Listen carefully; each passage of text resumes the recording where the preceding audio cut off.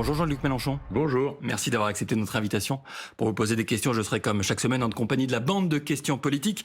Avec cette semaine, Jeff Wittenberg de France Télévisions. Bonjour Jeff. Bonjour Thomas, bonjour à tous. Bonjour Françoise Fressos du Monde. Bonjour à tous. Et salut Karine Bécard de France Inter. Salut tout le monde. Et tout à l'heure, Alexandra Ben Saïd viendra nous rejoindre pour vous poser, Jean-Luc Mélenchon, des questions d'économie en particulier. Le hashtag QuestionPaul pour vos questions et vos commentaires à vous qui nous écoutez ou qui nous regardez. Jean-Luc Mélenchon, je le disais, la Nouvelle-Calédonie a voté et a largement choisi de rester française.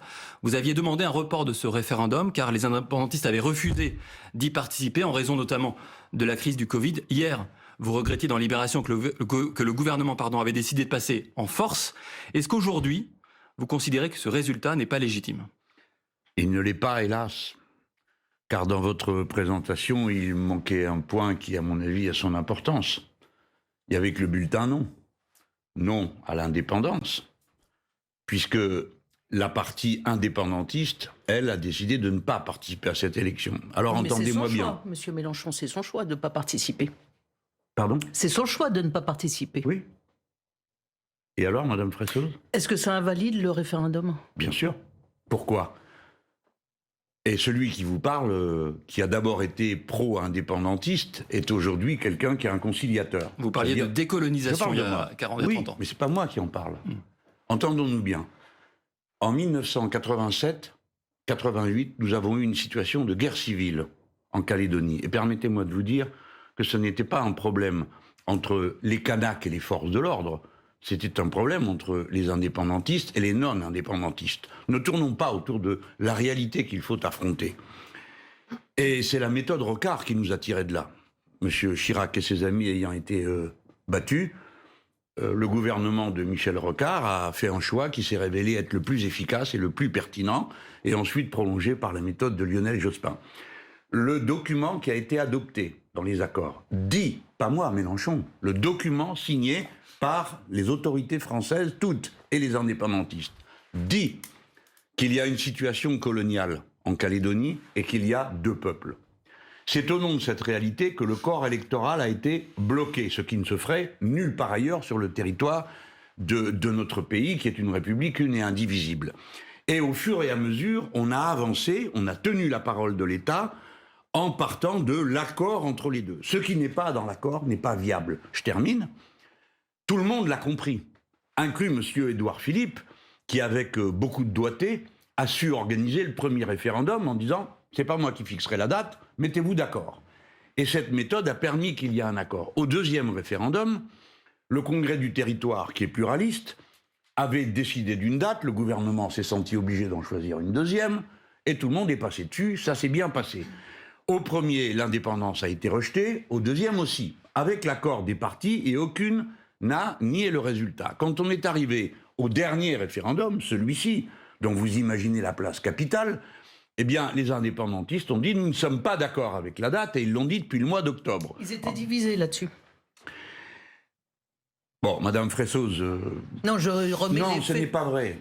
La partie indépendantiste, c'est le FLNKS. Si vous connaissez d'autres forces que vous avez l'intention de valider ici, faites-le. Jean-Luc Mélenchon, mais ce n'était pas le cas. Non, mais terminons en disant la chose suivante. Allez-y. Nous sommes intéressés à la paix. Ce n'est pas avec une attitude agressive qui consiste à dire « non, vous n'avez pas le droit de... oui, vous êtes divisés », c'est-à-dire en faisant de la politicaille, qu'on va régler un problème qui dure depuis que la France a débarqué en Nouvelle-Calédonie et s'y est installée. Nous avons impérativement besoin de l'accord de tous pour avoir la paix. Aujourd'hui, nous sommes ramenés à la case départ. Mais la vie démocratique ne peut pas s'arrêter parce qu'il y a une épidémie de Covid, parce que c'est ça qui est mis en avant. La vie démocratique doit bien continuer à avancer, sinon il n'y aura pas d'élection présidentielle dans 4 mois, par exemple. Madame Bécard, allez gouverner la Nouvelle-Calédonie, puisque vous avez l'air d'avoir des idées sur le sujet. Monsieur Mélenchon, vous dites que vous êtes un conciliateur, pardon, mais quelle solution vous préconiseriez ? Qu'ils se mettent d'accord. Moi, j'ai adjuré. J'ai d'ailleurs trouvé un peu saumâtre de me retrouver tout seul à faire ça. Parce que c'était la grande conquête du Parti socialiste que d'avoir réalisé la paix en Calédonie. L'approbation était universelle. Et même la maçonnerie du Grand Orient qui avait mis toute son énergie là-dedans. Plus personne, tout le monde aux abonnés absents. Il ne reste plus que Mélenchon pour dire, écoutez, si vous ramenez tout le monde à la case départ, ce qui est notre cas aujourd'hui, Madame Bécard, compte tenu de la spécificité du territoire calédonien, c'est pas en général, c'est que c'est pas, il n'y a aucun autre territoire français où on dit qu'il y a deux peuples. Ça n'existe pas dans le droit républicain ordinaire. De la même manière, il n'y a aucun autre territoire où on a mis en balance l'indépendance ou la non-indépendance. Qu'est-ce qu'on fait, monsieur Mélenchon? Nous sommes... Attendez, d'abord, il faut qu'il y ait quelqu'un qui dise comme moi ce que je suis en train de dire, pour que les indépendantistes entendent qu'ils ne sont pas tout seuls et qu'il y a une parole française qui veut rester fidèle à la ligne qui a été tracée sous la présidence de François Mitterrand par le Premier ministre Michel Rocard. Je suis toujours sur cette ligne. Je pense que c'est aux deux partis de s'accorder sur les dates et les formes des élections. Sinon, nous sommes revenus à la case départ, c'est-à-dire à celle dans laquelle on était en 1987. Les indépendantistes ne reconnaissent pas un résultat, donc ne reconnaissent pas la légitimité du pouvoir. Les autres de l'autre côté vont dire, comme a dit Madame Bécard, bah alors si c'est comme ça, il n'y a aucune élection qui vaut rien. Si on repart dans cette logique, on retourne à la confrontation. Je rappelle que en Calédonie, les choses ne sont pas toujours réglées à coup de bulletin de vote. Hein. Bon, on a quand même assassiné les frères de M. Djibao, on a quand même tué 2 secrétaires généraux de l'Union calédonienne. Ce sont des souvenirs qui sont là. Après, vous êtes d'accord ou pas d'accord, pour ma part, la coutume, c'est, vous le savez comme moi, c'est pas ma tasse de thé. Mais c'est comme ça, il y a un Sénat coutumier. Le Sénat coutumier, nous l'avons instauré par notre vote. Nous avons voté tous, là, autant que nous sommes, sur le statut de la Calédonie. Le Sénat coutumier dit, on vote pas quand on est en deuil. Pour être très clair, l'État doit dire le référendum n'est pas valide et on continue les discussions pour un 3e référendum plus tard. Écoutez, moi, je vous ai dit ce que j'avais à vous dire. J'ai essayé toute la semaine de faire en sorte que le gouvernement comprenne à temps que l'épreuve de force ne le mène nulle part. Et maintenant, c'est fait. Vous admettrez que je peux avoir quand même quelques heures pour réfléchir à la nouvelle situation. Vous reconnaissez ce droit. Emmanuel Macron. Mais réfléchissez bien, Madame Fressoz, réfléchissez bien. La France est dans cette situation, dans un tas de territoires maintenant. Il va donc falloir à chaque fois développer une méthode. Alors justement, moi, je suis pour la méthode pacifique. Jean-Luc Mélenchon. On peut parler de l'accord, si vous voulez. Parlons d'abord des Antilles. Oui. On va rester dans les territoires dits ultramarins. Vous allez vous envoler pour les Antilles. Vous serez en Guadeloupe entre mardi et jeudi, en Martinique de vendredi à dimanche. La crise économique et sociale et politique qui est très profonde. Le ministre des Outre-mer, Le Cornu, a parlé d'autonomie avant de rétro-pédaler. Est-ce que autonomie, c'est un mot que vous pourriez utiliser ? C'est pas le sujet aujourd'hui. C'est pas ça qu'on lui demande. Comprenez-moi. On peut pas. On est dans des situations où tout le monde est à fleur de peau. Et il y a plusieurs méthodes. Il y a la méthode radicale qui consiste à dire la lutte jusqu'à épuisement des forces de l'adversaire, et de l'autre côté, on vous tape dessus jusqu'à ce que vous rentriez dans la boîte. Moi, c'est pas ma ligne. Ma ligne, c'est on discute. Et on discute encore, et on trouve des solutions qui permettent de passer d'une étape à l'autre pacifiquement. Et je ne veux pas que mon pays s'humilie à passer pour une brute qui maintient de force des gens dans son giron. Pourquoi a-t-il parlé d'autonomie ? C'était pas le sujet. On parle eau. Les Guadeloupéens demandent d'abord qu'il y ait de l'eau partout. Deuxièmement, on parle moyens sanitaires. Les Guadeloupéens demandent qu'il y ait des moyens sanitaires partout. Il y a eu un problème avec le licenciement ou la mise à l'écart des personnels non vaccinés dans les hôpitaux. Mais on en a presque oublié que 85% des personnels étaient vaccinés. Vous en enlevez 15% dans un état où déjà tout le monde n'arrive plus à respirer, ça veut dire qu'il n'y a plus rien qui marche. Or, en Martinique, on était revenu sur la date limite. Ils l'ont maintenu de force en Guadeloupe. Ils savaient très bien ce qu'ils faisaient. Ils ont eu droit à une explosion. Nous avons eu la même situation en Guyane. Il ne faut pas y aller comme ça. On ne peut pas gouverner à coups de pied des peuples comme ceux qui sont là. Alors après, la question de l'autonomie. Une fois qu'on a dit ça, la réponse, c'était pas « on manque de lits d'hôpitaux, autonomie. On n'a pas d'eau courante, autonomie. » Non. Une fois qu'on a réglé ces problèmes, alors oui, la question du statut des territoires éloignés et insulaire est posée. Et si je suis élu, non seulement il y aura une constituante, mais il y aura un congrès général de ces territoires. Le président Simeoni de Corse a commencé des discussions qui sont militantes avec ceux de la Martinique. Sans doute la Guyane va-t-elle s'y joindre.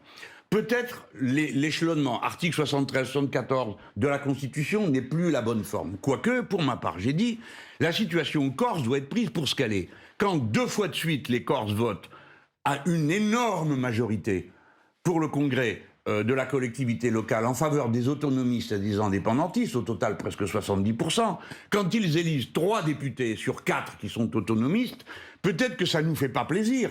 Mais la vérité, c'est qu'il faut partir de ça. Parce que n'importe quoi d'autre, ça veut dire quelque chose qui commence à s'approcher d'une bataille générale dont je ne veux pas. Je suis pied noir, donc je sais ce que ça donne. Je l'ai vu une fois, j'étais gamin. La confrontation où on parle de rien et on s'entretue. Je sais qu'à la fin, il y a toujours... bien sûr, il est né l'Algérie, qui est dans son rôle, mais on ne va pas recommencer. Vous pensez qu'il y a un mouvement comparable à celui de l'Algérie, monsieur Mélenchon? Vous pensez, monsieur Mélenchon, qu'il y a un mouvement comparable à celui de l'Algérie française à l'époque, où il y avait une volonté majoritaire d'indépendance? Vous pensez que c'est le cas aujourd'hui? Vous citez la Corse, mais en l'occurrence aux Antilles. Je pense que si on jette de l'huile sur le feu, on arrivera là. Il faut arrêter, ou si on peut négocier ces processus, loin en amont. En ce qui concerne la Corse, elle est passée d'une situation où elle élisait majoritairement des élus de partis traditionnels à une situation où elle élit majoritairement des autonomistes. Continuez à mépriser tout le monde. Continuez à mettre le président de l'Assemblée corse au 2e rang quand le président de la République vient. Continuez à ne parler de rien. Et alors oui, vous donnerez raison aux indépendantistes qui disent, vous voyez, ça sert à rien, l'autonomie ne nous conduit nulle part.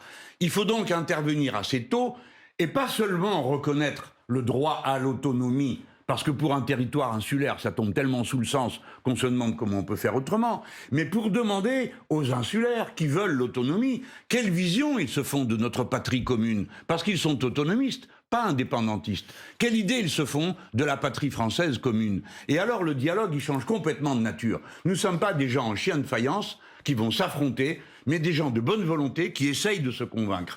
Moi, c'est ma ligne, et je n'en bougerai pas, et je ne suis pas d'accord avec les passages en force, comme on vient de le faire en Nouvelle-Calédonie, ou comme on est en train de se préparer à le faire dans une série de territoires. Quant à la Corse, je dis solennellement là, à votre micro, que je suis d'accord pour que lui soit appliqué, si elle le demande, l'article 74 de la Constitution, qui est déjà le statut de la Polynésie française. La Polynésie française est française, alors la Corse pourrait être française tout en ayant l'article 74, ou, ce qui me paraît mieux, si on venait à imaginer un autre statut. C'est compliqué, parce qu'il ne faut pas en même temps que ça donne droit à la différenciation sur le territoire de l'Hexagone, au point qu'il puisse y avoir plusieurs lois aussi dans l'Hexagone. Ce ne sont pas les mêmes situations. C'est pourquoi j'ai parlé de territoires insulaires et éloignés, parce que, contrairement à ce que pense M. Macron, la Guyane n'est pas une île, et l'Île-de-France non plus d'ailleurs, j'en profite pour le dire, mais la Guyane est tellement éloignée du territoire de l'Hexagone que la spécificité saute aux yeux. Est-ce que ceux qui m'écoutent savent que la Guyane est grande comme le Portugal? Il y a 400 000 personnes dedans. Il n'y a même pas 50 ans, ils étaient 30 000 là-dedans. Allez, Jean-Luc Mélenchon, vous évoquiez la question, en fait, largement de l'action de la souveraineté. Cette semaine, on a beaucoup parlé de souveraineté européenne. Emmanuel Macron a défini ses priorités pour la présidence de l'Union européenne à partir du 1er janvier prochain pour 6 mois. Une Europe puissante, plus intégrée. Il parle d'Europe de la défense. Je crois que vous n'aimez pas beaucoup ça. Il a promis les valeurs communes, des frontières extérieures solides. Et il a reçu un allié de poids, le nouveau chancelier allemand Olaf Scholz. C'était vendredi à l'Élysée. On écoute Emmanuel Macron. Et j'ai pu voir des convictions solides sur beaucoup de ces sujets, une convergence de vues, une volonté de faire travailler ensemble nos deux pays et une conviction européenne que je connaissais déjà, ferme, déterminée et dont nous aurons besoin dans les mois et années à venir.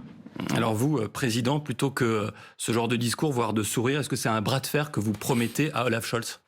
Non, il faut être courtois avec tout le monde. Puisque l'Allemand vient chez nous, on le reçoit bien, on lui parle poliment, on mange bien, et puis après on parle des dossiers. Et sur les dossiers, là évidemment l'ambiance serait différente. Il est temps que les Allemands respectent les engagements qu'ils prennent avec nous. Par exemple sur le spatial. Au moment où ils s'engagent financièrement davantage, ça ne peut pas être simplement pour prendre la fabrication des moteurs du 2e étage et fabriquer eux-mêmes des lanceurs qu'ils comptent tirer depuis la Suède. Ensuite, si on doit faire un char en commun, on le fait, on ne s'arrête pas au milieu. Si on doit faire des avions en commun, ce qui à mon avis ne s'impose pas du tout, puisque nous savons les faire tout seuls, tout ne peut pas être comme ça suspendu au fait que qui paye commande. C'est forcément des accords. La relation avec l'Allemagne est nécessairement une relation construite sur une égalité absolue. Le premier qui essaye de dominer l'autre n'arrivera à rien. Et vous ne trouvez sinon, pas que Emmanuel Macron a progressé, il est arrivé à des dettes mutualisées? Est-ce que le couple s'est pas un peu rééquilibré sous ce quinquennat-là? Je ne crois pas, hélas. J'aimerais bien, hein, Madame Fressos. J'ai pas de prévention comme ça spéciale. J'ai le poids de l'histoire dans l'esprit. Je sais pourquoi les uns et les autres agissent comme ils ont agi dans le passé. Et je pense qu'il faut être toujours très prudent sur la vieille cicatrice qui passe le long du Rhin. Il faut donc faire très attention. Alors là, bon, cet Olaf Scholz bon, il n'est pas vraiment une nouveauté. C'est le ministre des Finances de Madame Merkel qui est tout d'un coup repeint en social-démocrate. Il l'est d'ailleurs, hein, et qui vient nous expliquer qu'il va continuer la même politique qu'avant. Parce qu'il a envie d'augmenter le SMIC, comme vous, par exemple. Ah oui, mais ça c'est bien, parce que ça change avec la période où il disait qu'il fallait augmenter le SMIC français parce que ça arrangeait les industries allemandes. Bon, mais alors il veut augmenter le SMIC pour l'amener à 12 €, tant mieux pour les Allemands, j'approuve ça dès demain, il faut faire encore un effort pour être à bon niveau, et ça devrait convaincre le patronat français, lui aussi, d'augmenter le SMIC, comme je le propose, et d'arriver à 1 400 €. Ça serait bien, puisque nous sommes deux économies comparables, paraît-il. Alors, pour rester sur le terrain des accords avec les Allemands, bien sûr, il faut que ces accords existent. Nous ne sommes pas d'accord sur la question de la défense. Eux sont otanisés jusqu'à l'os. Hein. Pour eux, il n'y a rien au-dessus que la protection nucléaire nord-américaine. Ce qui est quand même un problème pour nous, c'est d'avoir ce paquet de bombes américaines à notre frontière, qui fait une cible. Mais ce n'est pas notre ligne. Je ne vois pas comment nous ferions une Europe de la défense, dans les conditions suivantes. Premièrement, sans dire qui est l'ennemi. Deuxièmement, sans dire qui rentre sous le nouveau parapluie. L'ennemi, ça semble un peu la Russie. Et c'est pas mon avis. Alors vous voyez, deuxième difficulté, pour moi la Russie n'est pas un ennemi mais un partenaire. Ah, pas facile à manier. Non. Mais enfin c'est un immense... Quelle attitude faut-il avoir dans l'actualité, par exemple, au moment où la Russie masse des troupes à sa frontière ukrainienne? Ah bon, elle masse des troupes. C'est apparemment tout ce qui ressort des informations que l'on a. De soldats. Et qui veut en tout cas protéger la minorité pro-russe du Donbass au sein de l'Ukraine. Est-ce que ça vous paraît, Monsieur Mélenchon, est-ce que ça vous paraît légitime? Est-ce qu'il faut s'en inquiéter ou pas? Comme s'inquiètent les Européens. Il faut s'inquiéter à chaque fois qu'une plaie s'envenime, mais il y a intérêt à s'y prendre assez tôt. Et pas rajouter par des provocations. Mais puisque vous parlez de l'Ukraine, il se trouve que ce sont des dossiers que je suis de près. Figurez-vous qu'on a commencé par dire qu'il y avait des troupes qui se massaient, que ceci et que cela. Et notre président de la République, sans que ça ait l'air de vous étonner, a dit qu'il allait garantir l'intégrité territoriale de l'Ukraine. Vous comprenez comme moi ce que ça veut dire, n'est-ce pas? Vous comprenez comme moi? Oui. Ça veut dire qu'on intervient militairement pour protéger les frontières de l'Ukraine. Vous êtes d'accord pour que ça se passe comme ça? Qu'un type tout seul va décider qu'on fait la guerre à la Russie? Alors, attendez, c'est pas fini. On en était là. Et les Ukrainiens disent quoi? Mais pas du tout, personne ne masse rien, c'est un jour de guerre comme un autre. Ils envoient leur ministre des Affaires étrangères à Washington, et voilà que le gars, une fois qu'il arrive là-bas, il dit « Ah oui, si, il y a une menace ». Écoutez, tout ça, c'est du pipeau, pour une bonne part. À intervalles réguliers, les Russes font les gros bras, et à intervalles réguliers, les Ukrainiens en font autant. Mais notre intérêt à nous, Français, c'est pas... équilibré, les deux pays? C'est pas à nous de faire les shérifs du monde. Les Russes ne sont pas des adversaires. La fin de l'Empire soviétique, écoutez-moi, c'est la première fois dans l'histoire. Je suis étonné de vous parce que vous êtes des gens cultivés. C'est la première fois dans l'histoire qu'un empire s'effondre sans qu'on négocie les frontières qui suivent. Et en plus, nous avons menti à cet empire. Nous lui avons dit qu'on ne ferait pas avancer les frontières de notre alliance militaire et on les a fait avancer. Pourquoi se passe-t-il tout ceci en ce moment en Ukraine?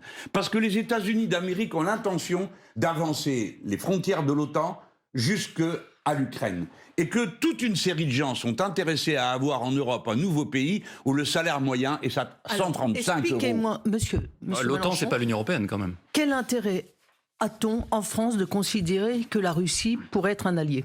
Dites-nous.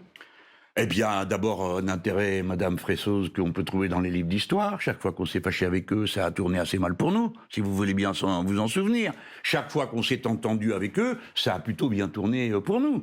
Notamment au moment où ils nous ont aidés quand même massivement et principalement à nous libérer. Premier élément, géopolitique. Deuxième élément, économique, commercial, civilisateur. Enfin, on a tout à partager avec les Russes. Est-ce que vous savez, Madame Fressos, que les Russes tirent leurs fusées depuis le port spatial de Kourou, et que dans le catalogue d'Ariane Espace, quand on vend des fusées, on vous dit si c'est tant de tonnes, vous prenez Ariane. Si c'est tant de tonnes, vous prenez Vega, c'est italien, et si c'est tant de tonnes, vous prenez la fusée russe.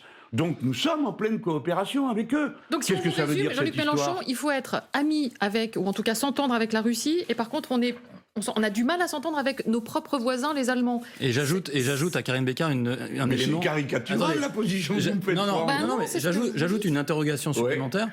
quelle est notre position entre ces deux géants que sont les États-Unis et la Chine? L'indépendance. Il n'y a pas d'autre ligne possible pour les Français que l'indépendance. Et quand même, nous avons eu de grandes leçons dans le passé. Quand le général de Gaulle décide de faire la défense nucléaire tous azimuts, vous autres journalistes, vos prédécesseurs, s'évanouissaient dans les salles de rédaction en disant « Qu'est-ce que vous dites ? Tous azimuts !» Mais ça veut dire quoi? Les Américains aussi? Et l'autre, il répond « Oui, oui, aussi !» Et alors on lui dit « Mais alors, comment vous faites ça, général ?» Alors il dit « Bah écoutez, depuis qu'on l'a fait, ça n'a pas l'air d'aller plus mal. Moi, je ne connais qu'une ligne pour les Français, non alignée. Et puis, au cas par cas, on fait ses choix. Des choix qu'on peut, des fois, qui ont été utiles. Nous étions tous azimuts et indépendants avec le général de Gaulle, et il a décidé, par exemple, de s'aligner sur les États-Unis d'Amérique dans la crise des fusées à Cuba. Et puis le président Mitterrand s'est aligné sur la position commune des Allemands de l'époque et des Français de l'époque pour dire qu'ils n'étaient pas d'accord pour que les Russes installent leurs missiles aux frontières. Il faut être indépendant pour pouvoir choisir. Si vous n'êtes pas indépendant, vous subissez et vous suivez. Là, nous sommes le petit U-cocotte, là, le wagon des États-Unis d'Amérique Atlantis. Ben, c'est pas ma position, mais Madame Bécard, je ne vous laisserai pas dire que je voudrais avoir une situation de tension avec les Allemands, pas du tout. Nous allons nous entendre très bien, mais ils auront un... Vous êtes toujours un peu féroce avec eux quand même. J'ai quoi? Vous êtes toujours un peu féroce avec eux quand même. Non, féroce. Je voudrais créer une ambiance qui montre que l'ère où M. Hollande galopait derrière Mme Merkel, où M. Sarkozy a fini par se fâcher un soir vraiment tout vert, on a vite effacé ce qu'il avait dit ce soir-là, et quelques autres, et fini. Il tombe sur quelqu'un qui va être comme eux. Parce que les Allemands, ils appliquent leur politique. Ils élisent un gouvernement, le gouvernement applique son programme. Nous, en France, on élit un gouvernement, il applique le programme des Allemands. Ah ben non. Ils allaient donc tomber sur quelqu'un, et je préfère le dire. La moitié de mon programme n'est pas compatible avec les traités européens. Donc il a bien fallu aller voir le voisin pour lui dire, écoutez, les traités, si vous voulez continuer à les appliquer, vous les appliquez à vous, mais pas à nous, parce que nous ferons opt-out. Nous allons sortir sur ces questions-là du traité tel qu'il est. Je souhaite une renégociation générale des traités. Mais si vous ne la faites pas, j'appliquerai quand même ma politique. Vous de renégocier certains traités et d'en garder d'autres? Vous croyez qu'on peut faire l'Europe à la carte quand on est en France? Oui, madame, on peut faire tout ce qu'on veut parce qu'on est la deuxième économie du continent. Nous sommes une grande puissance, que la richesse se produit au sud de l'Europe et pas au nord. C'est-à-dire que la deuxième puissance, c'est les Français, la troisième, c'est les Italiens, la quatrième, c'est les Espagnols. Donc l'essentiel de la richesse de l'Europe se fabrique au sud de l'Europe. Et il y en a assez qu'on nous regarde de haut. Il y en a assez qu'on nous traite de Club Med. Il y en a assez qu'une Madame Merkel puisse dire qu'elle n'allait pas faire travailler les Allemands pour les retraites des Portugais, parce qu'on ne lui a jamais demandé un centime d'euro à Madame Merkel pour payer les retraites, ni des Portugais ni les nôtres. Donc je suis pour que on revienne à quelque chose de plus mutuellement respectueux. Les Allemands appliquent la politique qui leur paraît bonne en Allemagne, et les Français en font autant pour les Français. Donc on n'appliquera pas en France la politique des Allemands. France Inter. Question politique. Vous parliez, Jean-Luc Mélenchon, des retraites des Polonais ou des Allemands. Et bien justement, la question des retraites, on l'évoque avec Alexandra Ben Saïd pour quelques minutes d'économie. Bonjour Jean-Luc Mélenchon. Bonjour madame. Ensemble, on aborde donc le chapitre social et votre mesure phare sur les retraites. Vous abaissez l'âge de départ de 62 à 60 ans et vous réduisez la durée de cotisation à 40 ans. Vous, président en 2022, je voudrais que vous disiez aux auditeurs qui est concerné, à partir de quelle génération, avec quel niveau de pension, est-ce qu'elles vont baisser du coup, puisque c'est généreux, et est-ce que c'est une mesure immédiate? Non, déjà on va retirer l'adjectif généreux, parce que le système par répartition, c'est les gens qui travaillent, qui partagent entre eux. D'accord? Donc ça n'a rien de généreux. C'est pas moi qui généreusement donne mon blé. Hein. C'est le leur. C'est leur cotisation. Donc commençons par ça. La deuxième chose, c'est que... Pardon, c'est juste pour vous taquiner. Je vous en prie, on reviendra au financement. Je vais vous taquiner sur le financement, non, évidemment. Je sais bien. Alors allez-y, dites-nous. La photo. Je sais bien, mais je commence par vous demander si, dans vos calculs, vous vous êtes posé la question, combien ça coûte de ne pas le faire?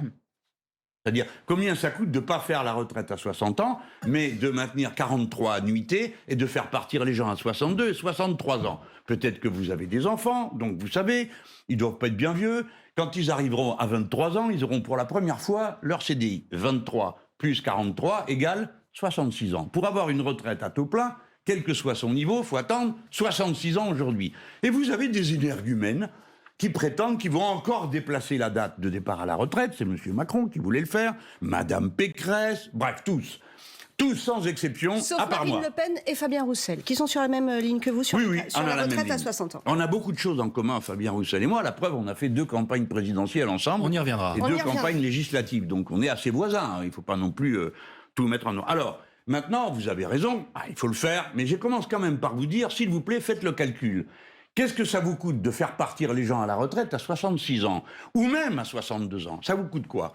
Plus de dépenses au chômage parce que les seniors ne trouvent pas de boulot et donc sont inscrits au chômage. Puis ensuite, ils arrivent en fin de droit et ils ont le droit de mourir tout doucement, sans indemnité, jusqu'au moment où ils feront la soudure avec le minimum vieillesse, on appelait ça comme ça autrefois. Mais dites aux auditeurs, qui, quand, quelle génération? Est-ce que c'est 2022 tout de suite? Attendez, bien sûr que c'est tout de suite, je ne fais pas des promesses pour aucun. Donc écoutez-moi bien, parce que ça quand même, en général dans la comptabilité, on ne fait jamais le prix du malheur, ça compte pas. Donc, 1, ce sont les caisses d'assurance chômage qui payent. 2, les caisses d'assurance maladie. Parce que les personnes, à partir, maintenant la durée de vie en bonne santé, la limite c'est 63 ans. Quand vous êtes un ouvrier, c'est beaucoup plus tôt.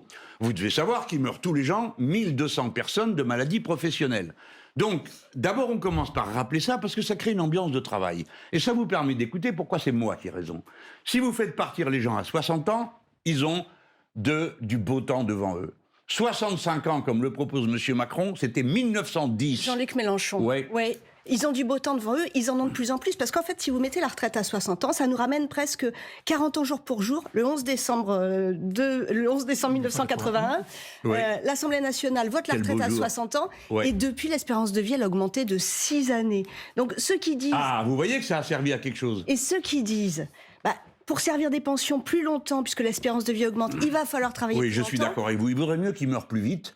Et si c'était possible de ne tomber malade que dans les 6 derniers mois programmés de leur vie, parce que c'est là qu'on dépense le plus d'argent. Si les gens avaient le bon goût de mourir 6 mois plus tôt et aux alentours de 60 ans, ça irait parfaitement. Mais le sujet, c'est le prix du bonheur. Vous m'avez parlé du prix du malheur. Exactement. Combien elle coûte? Ça, On rien parle du de tout. 30 Non, mais milliards. je voudrais, pardon, c'est ma méthode de rhétorique.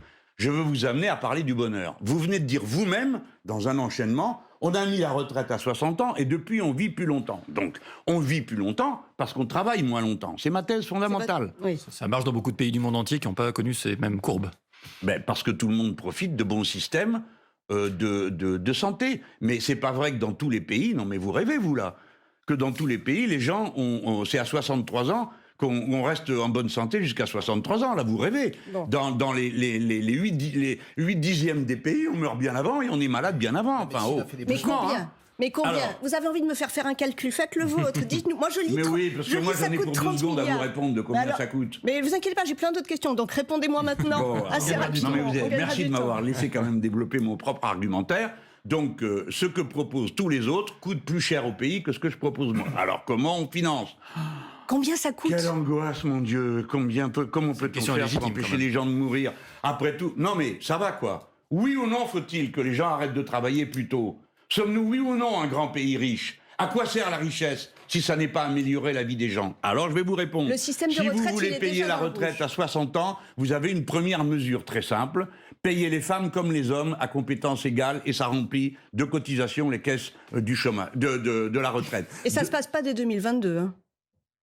Excusez-moi, ça, si vous voulez le mettre, à moins que vous me disiez que vous avez la baguette magique. Oui, ce qui j'ai est la une baguette excellente magique, c'est le fonds de nouvelle. réserve qui a été créé par Lionel Jospin. Mais vous êtes incroyable. Quand il s'agit de trouver de l'argent, c'est jamais possible. Il y en a plein partout. Ce pays est riche comme jamais. Mais l'argent est accumulé à un endroit, et bien on partage. Mais de toute façon, nous avons le fonds de réserve. Il faut faire la soudure entre mon système et le système actuel. Première forme de paiement, c'est pas mal, non? Mais j'en ai un autre.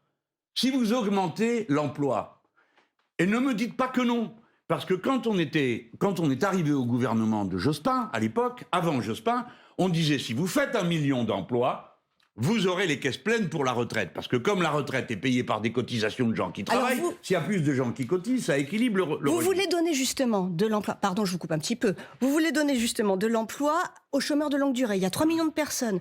Mais cet emploi-là, c'est un emploi, un salaire, mais ça vient des caisses de l'État. C'est ça votre idée de garantie d'emploi? Non, attendez, changez pas de sujet. Je vous dis, comment vous laissez trouvez 1 répondre. million d'emplois? Mais on va y venir à la garantie d'emploi, tout ce que vous voulez. Il y a 694 Non, mais vous voulez créer 1 million mesures. d'emplois. Hélas pour moi, je suis maintenant contraint à un concours de l'ENA permanent. Je dois avoir des... Mais je le fais, je l'assume. Mais laissez-moi terminer. J'ai d'abord parlé des femmes. Mais après, je parle d'1 million d'emplois. Si vous suivez le reste de mon programme, C'est pas bien de dire la garantie d'emploi, c'est l'État qui paye. C'est pas bien. Pourquoi ? Parce que quand vous faites de la planification, quand vous décidez d'engager une direction dans laquelle vous vous développez, c'est pas de l'emploi d'État. Chère madame, figurez-vous que si je ferme les réacteurs nucléaires et que j'installe le long de nos 1000 km de côte 45 éoliennes en haute mer à 25 km du rivage, il me faut des bateaux de service, les gens qui produisent les éoliennes, ceux qui les réparent, les câbles à poser, société Nexans française, heureusement, et puis ensuite les stations à terre. Il faut fabriquer tout ça. C'est des milliers d'emplois. C'est pas l'État qui va les payer. D'accord ? Si vous faites de l'agriculture bio, vous avez besoin de 300 000 paysans de plus. C'est pas l'État qui va les payer. Et cependant, Jean-Luc Mélenchon, j'avance un petit peu. Ce que je vois aussi dans votre programme, c'est que ce sont quand même des hausses d'impôts. Vous ne vous en cachez pas. Vous dites oui, il y aura des hausses d'impôts et ce sont principalement les riches qui vont payer. J'ai entendu un seuil à 4 000 €. Ouais. Mais les Français, vous avez parlé de poids de la mémoire. Les Français, ils ont le poids de la mémoire. On dit toujours qu'on va prendre aux riches au CAC 40 et à la fin, ce sont les classes moyennes qui payent. Exactement. C'est vous qui avez raison. Comment être certain ? Ça fait des années que ça dure. Ça ne rapporte pas assez les riches et le CAC 40. Ah bon ?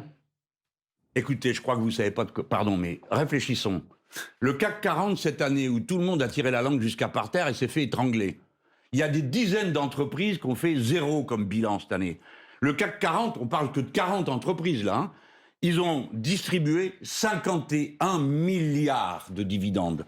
Avec 51 milliards de dividendes, je vous mets 1 million de personnes au travail à 2 000 € par mois pendant une année. Donc, si moi j'avais été au pouvoir à ce moment-là, j'aurais dit, vous autres du CAC 40, cette année, c'est année blanche, comme pour les autres. Je vous prends vos 51 milliards et je mets 1 million de personnes au travail pour un an. Et si j'avais mis 1 million de personnes au travail pour un an, eh bien j'aurais relancé la consommation populaire, car les gens qui sont à ce niveau-là, eux aussi ils tirent la langue, il faut qu'ils achètent tout de suite. Alors ils achètent un peu, ils achètent des importations. Ils seraient donc dans la situation suivante, 53% du PIB français, c'est la consommation populaire.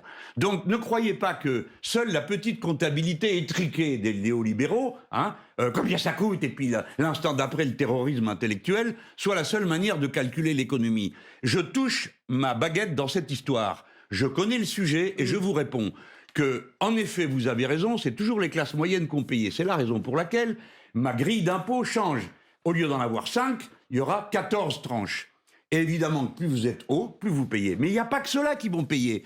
Ils vont payer à la sortie, c'est-à-dire lorsqu'ils distribuent les dividendes. J'interdirai d'abord qu'on impose de la même manière le dividende réinvesti et le dividende redistribué. Deuxièmement, j'interdirai qu'on prenne dans la trésorerie pour payer du dividende parce que nous avons besoin que les boîtes investissent. Est-ce que vous revenez sur les impôts, la baisse de l'impôt sur les sociétés, la baisse des impôts de production ? Est-ce que vous dites aux entreprises, ça c'est fini ? On vous les rétablit. Ça dépend lesquels, parce que c'est un peu trop dans le détail, mais l'ISF, par exemple, tout le monde va le payer. Allez. Et puis, il sera plus progressif. Et puis, la flat tax à 30%, dont les 2 sociétés d'expertise ont dit qu'on n'envoyait aucune trace dans l'investissement, parce que c'est quand même énorme. Plus ces gens-là rentrent d'argent, plus ils le mettent dans la sphère financière, et moins dans la production réelle. Alors quand même, c'est des chiffres, c'est des réalités. Vous êtes très volontaire. Que les gens qui écoutent mais qui ne voient pas, elle a fait signe qu'elle était d'accord. Alors d'abord, vous êtes à la télévision et moi aussi. Ah oui. Et je fais beaucoup de signes parce que je suis du Sud. Alors, avec vous, l'État planifie... du Sud comme moi. Il augmente aussi le salaire minimum, il renationalise, il peut réquisitionner, il peut bloquer les prix, il peut engager le pays vers les 32 heures. Oui. On est dans le contraire exact de la politique qui a été menée au nom de la compétitivité et de l'attractivité. Voilà. Vous avez remarqué qu'elle n'est arrivée à rien ?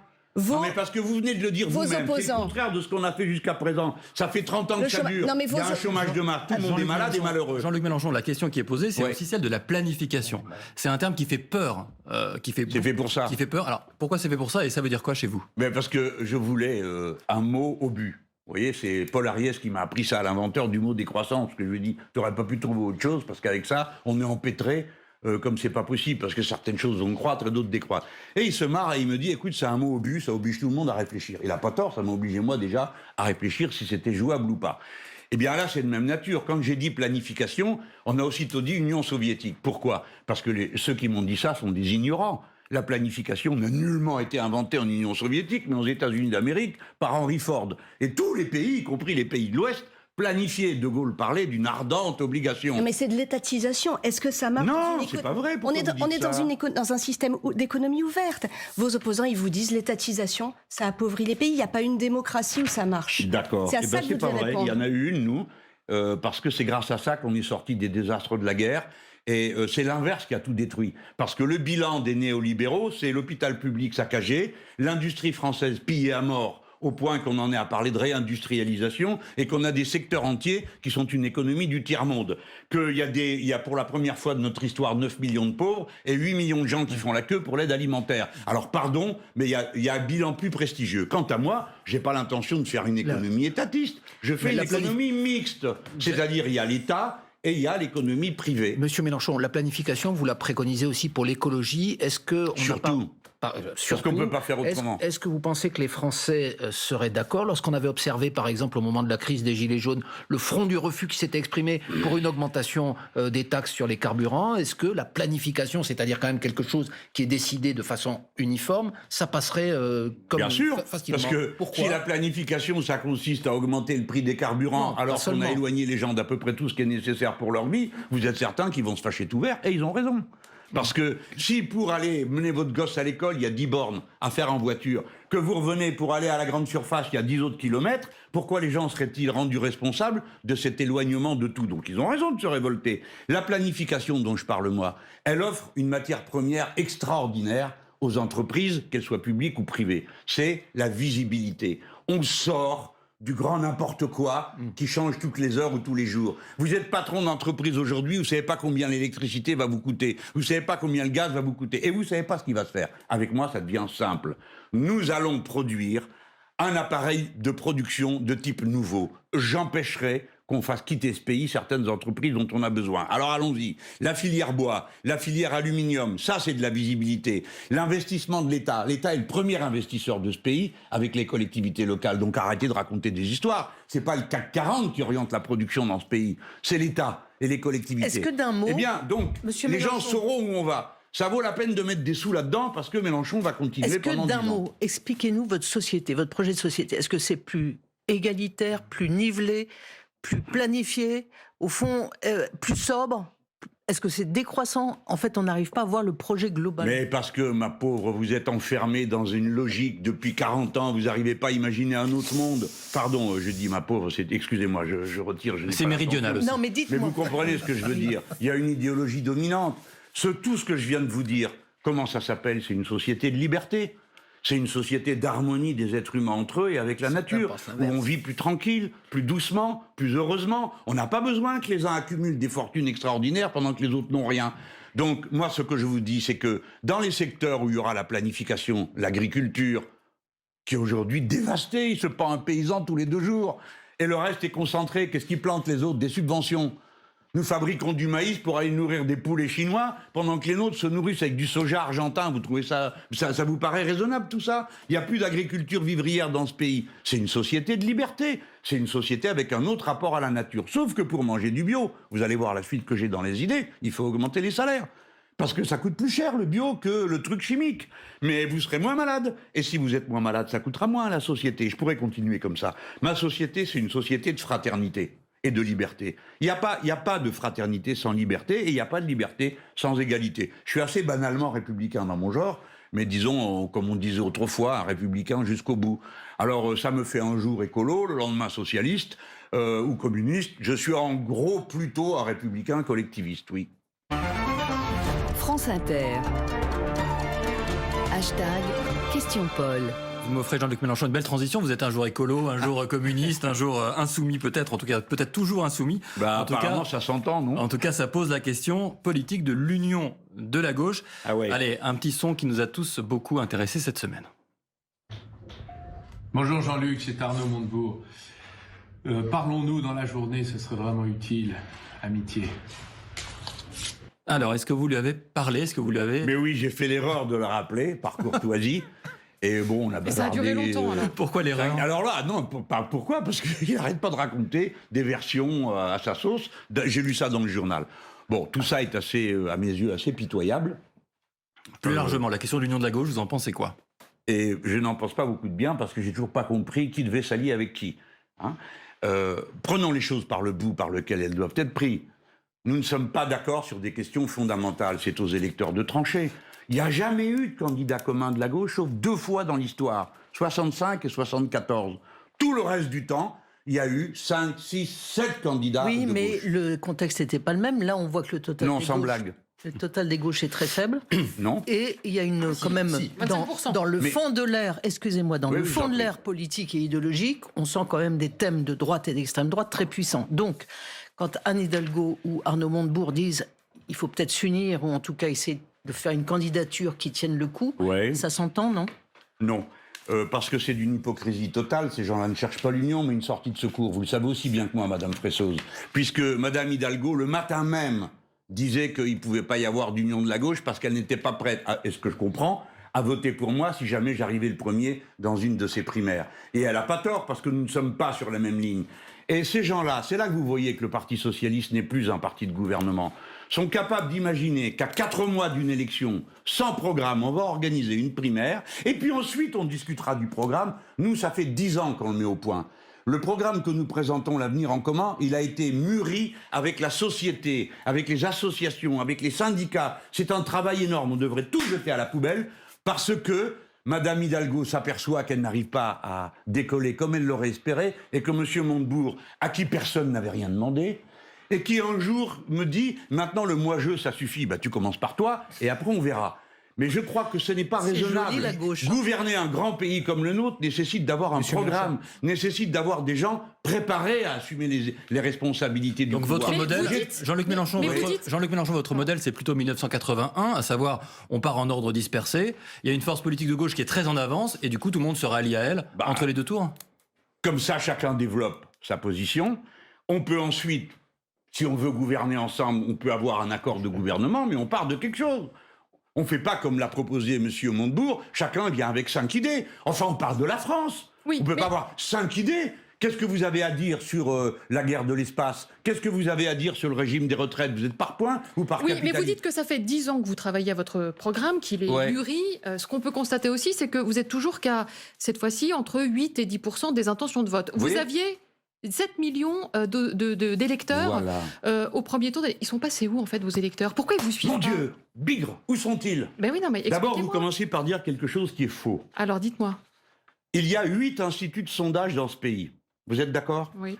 Sur les 8, il y en a 6 qui me mettent entre 10 et 13. Pas entre 8 et 10, Madame Bécard. Alors, entre 10 et... Non, mais ce vous n'est étiez pas à- pareil. Mais vous étiez à 19,5. Parce que la propagande de toute la petite équipe, là, c'est de répandre du désespoir, de la résignation. Rien ne se fera. Nous avons perdu C'est quoi la d'avance. petite équipe? Là, c'est Madame Hidalgo, Monsieur Montebourg, l'équipe de la primaire populaire, qui est dirigée par quelqu'un qui votait pour Monsieur Macron la dernière fois, dont on ne sait pas qui sont les membres qui sont inscrits. Tous ces gens ne font qu'une chose, dire c'est perdu d'avance. Il faut se résigner, ça ne sert à rien. Eh ben, pas moi. Non seulement j'y suis, non seulement je suis en progrès, non seulement spectaculaire, parce que tout le monde me met au moins 1 point ou 1,5 point, et me voilà rendu à ces 17 à 13. Donc je suis à 4 points d'arriver à l'échelle du deuxième tour. Pardon, Monsieur Wittenberg, le moment est venu pour moi aussi d'exprimer à quel point je suis dégoûté par ce genre de manœuvre, de résignation. J'ai devant mon local 4 jeunes gens qui se gèlent les fesses du matin au soir avec une pancarte marquée « Si nous ne sommes pas unis, vous ferez élire Zemmour ». Juste derrière, il y a 6 SDF. On finirait par croire, je ne sais pas quoi. Il ne serait pas mieux en train d'essayer de convaincre les gens d'aller voter, de s'inscrire sur les listes électorales? Il y a 3 millions de mal inscrits. Il y a 6 millions de personnes qui ne sont pas sur les listes électorales. Convaincre les milieux populaires d'aller voter pour défendre leur peau, leur vie, leurs gosses, leur santé, leurs écoles, au lieu de faire toutes ces simagrées. Franchement, à la fin, il y en a marre. Monsieur Donc Mélenchon. nous passons des heures à convaincre. Nous faisons des caravanes populaires. Nous mettons au point un programme. On rassemble un Parlement de l'Union populaire pourquoi qui est la première tentative d'union large qu'il y a jamais eu Monsieur dans ce Mélenchon. pays. Et tout ce qu'il y aurait à dire, c'est de dire on plie tout et on attend la fin du mois de janvier pour savoir si on a un programme et un candidat. Allons, ce n'est pas sérieux. Pourquoi vous ne recevez pas une autre opinion que la vôtre sur cette question? Après tout, cette primaire populaire que vous balayez d'un revers de main, elle pourrait aboutir à ce que vous soyez le candidat unique de la gauche. Aujourd'hui, Anne Hidalgo n'exclut pas cette hypothèse. Alors Non, qu'elle elle a le- dit le contraire. Ben, Ça elle a a dit en changé. tout cas vous faisiez partie des vainqueurs possibles de cette primaire. Pourquoi ça vous paraît Mais une parce que si ça n'est mauvaise pas un solution? jeu. Mais ce n'est pas une question de jeu. Mais si c'est un jeu, Monsieur Wittenberg, c'est un jeu, ce n'est rien d'autre. Pourquoi? J'ai proposé ma candidature. J'ai recueilli 270 000 parrainages. Je suis donc le candidat de 270 000 personnes, au moins, si on oublie le mouvement insoumis et le reste. Nous avons un programme. Ça fait 1 an que nous nous battons sur ce programme. Donc vous envisagez, monsieur Wittenberg, que j'aille à une élection de je ne sais quoi, dans un corps électoral que je ne connais pas. Et puis que je vienne à être battu. Et je dirais aux gens que j'ai engagés avec moi depuis 1 an, à tous ceux qui sont d'accord avec moi et qui disent il a raison, il faut la 6e République, dont ne veulent ni Madame Hidalgo, ni Monsieur Jadot. Il a raison, il faut la planification écologique, dont aucun de ces personnages ne veut. Il faut le partage des richesses et la retraite à 60 ans, dont pas un d'entre eux ne veut, parce que la retraite à 43 annuités, c'est Hollande. Et la retraite à 63 ans, c'est Sarkozy. Et M. Macron n'est pas non plus d'accord. Donc je devrais renoncer à tout. Parce que tout d'un coup, nous aurions la formule magique. Mais non, pas renoncer à tout. Pourquoi est-ce que vous éprouvez une difficulté à vous présenter devant une primaire populaire, c'est-à-dire un mouvement venu d'en bas, qui peut donner de l'audience à l'exercice? Non, Madame Fressoz, ça ne donnera aucune audience. Vous pourriez être conforté. Parce que les sondages et les enquêtes montrent que nous ne nous additionnons pas. C'est-à-dire que les gens sont moins journalistes que vous, c'est-à-dire ils ne croient pas que Mélenchon et Hidalgo puissent faire quelque chose ensemble parce qu'ils ne sont pas d'accord.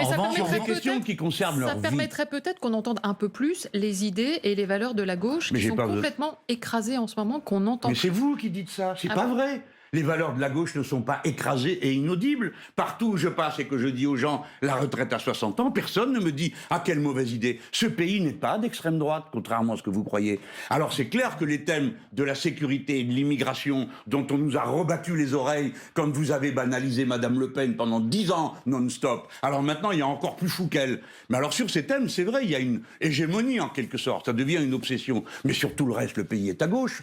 Le pays veut une école républicaine, le pays veut un système de santé où tout le monde puisse être soigné. Voilà ce que veut le pays. Il veut qu'on partage. Il en a marre de voir les gens s'enrichir d'une manière aussi spectaculairement scandaleuse. Le pays est majoritairement un pays de gauche, avec une volonté partageuse. Et pour une raison à quoi ni vous ni moi ne pouvons rien.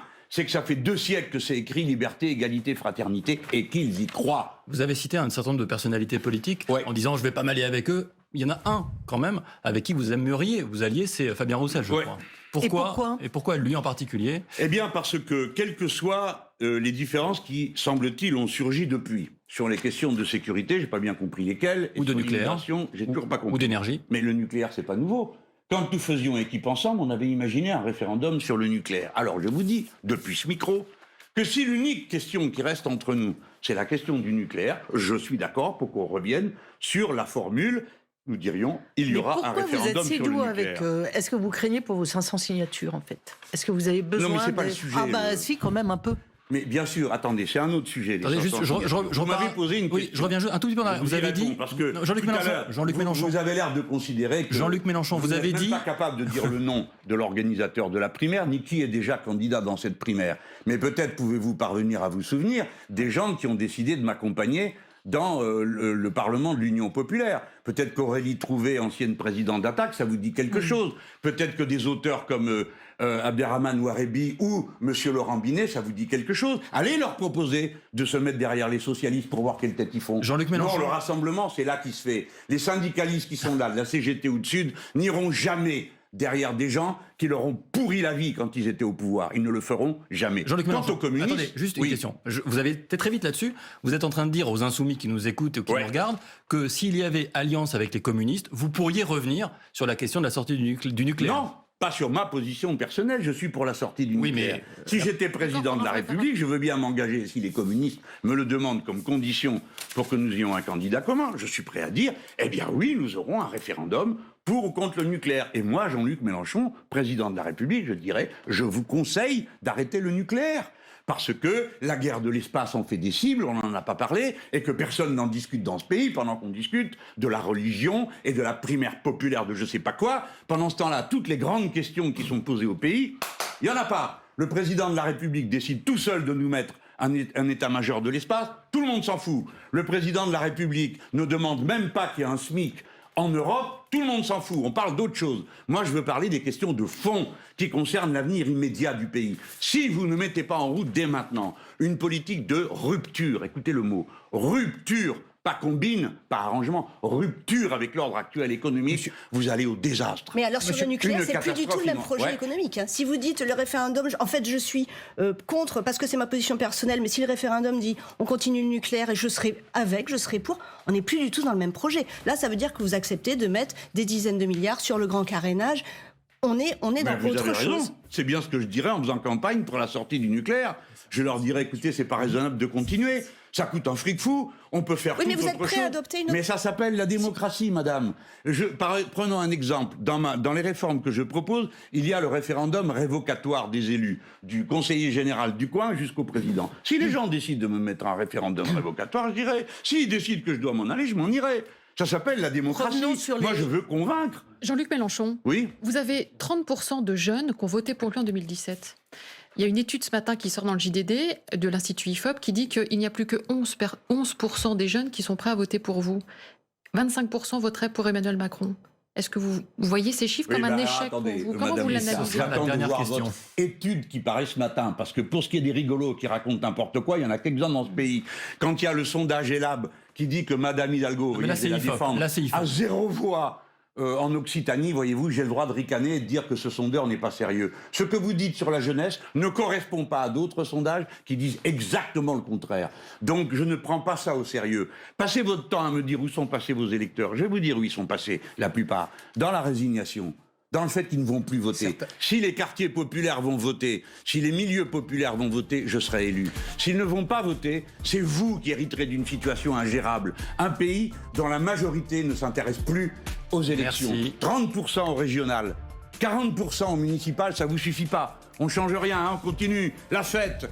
Les primaires populaires de je sais pas quoi jusqu'au mois de janvier. Le président Macron, il raconte ce qu'il veut. Tout le monde est d'accord. Où sont passés les électeurs du Jean-Luc Parti Mélenchon. socialiste, Madame Bécard? Ça, c'est la bonne question. Ils étaient plus que 6 la dernière Allez, fois. faut Moi, 19 et demi. rendre Il était l'antenne, chez moi. Jean-Luc Mélenchon. Merci beaucoup d'avoir été Pardon, notre qu'est-ce qu'il y a, invité. c'est fini Non, déjà c'est fini déjà. Merci beaucoup. Ça veut dire que c'était Non, riche. merci à vous de m'avoir Merci supporté. beaucoup, Jean-Luc Mélenchon, d'avoir été avec nous. Aussi Merci bavard. à toute l'équipe.